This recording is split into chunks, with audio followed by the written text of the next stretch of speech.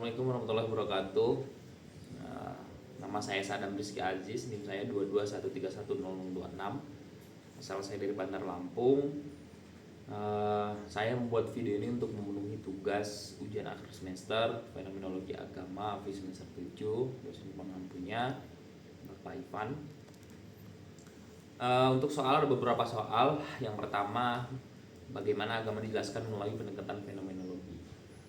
Pendekatan fenomenologi bukan bicara benar atau tidaknya sebuah agama tersebut, tapi dipandang sebuah keputusan yang objektif dan memandang implikasi ataupun dampak yang terjadi ketika agama ini menjalani sebuah ritual ataupun ritus serta prosesi yang terjadi di agama tersebut.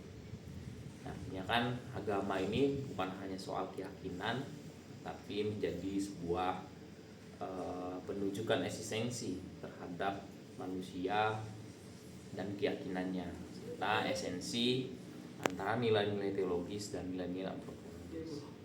Sehingga agama dalam pendekatan fenomenologi ini cukup kompleks dalam pembahasannya, karena bukan hanya mencakup keyakinan kita kepada Tuhan, tapi mencakup perihal prosesi ataupun implikasi terhadap masyarakat luas. Kemudian bagaimana yang soal kedua ya, bagaimana menjelaskan mitos dan kaitannya dengan agama. Mitos seringkali dianggap sebagai cerita bohong. Akan tetapi dalam agama, mitos itu seringkali diyakini sebagai cerita ataupun beberapa hal yang ada kontribusinya terhadap keimanan dengan cerita-cerita.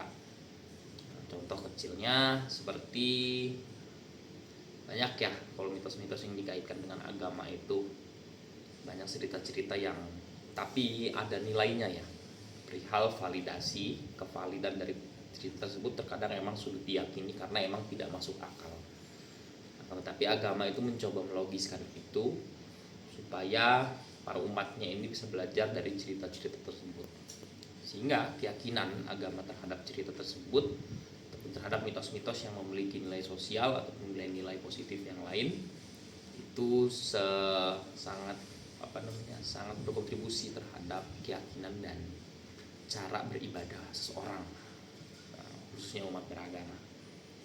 Kemudian yang ketiga, dalam hampir semua agama hubungan manusia dengan yang ilahi tidak selalu langsung, tapi melalui perantara mediator. Kenapa?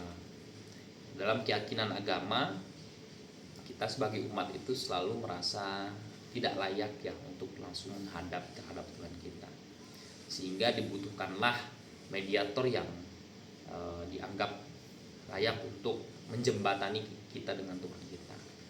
Karena selain itu juga untuk menerjemahkannya, terkadang ayat suci itu kan sifatnya transenden, sehingga kita tidak bisa menafsirkan secara langsung, tapi harus ditafsirkan oleh orang-orang yang bisa. Dari situlah turunlah nabi, kemudian sekarang dilanjutkan oleh para ulama, ataupun di Kristen ada pendeta, kemudian di Buddha ada biksu dan lain-lain. Ini kan bentuk kalau kemudian jembatan untuk mencapai keyakinan kita terhadap ilahi itu diperlukan orang-orang yang kemudian lebih dekat ya, ataupun punya nilai plus terhadap agama, kurang lebih kan seperti itu. Keempat, apa kesan dan saran perkuliahan fenomenologi agama di semester ini? Saya harap pembahasannya lebih kompleks ya, karena fenomenologi ini bicara soal kejadian yang masih ada sampai sekarang.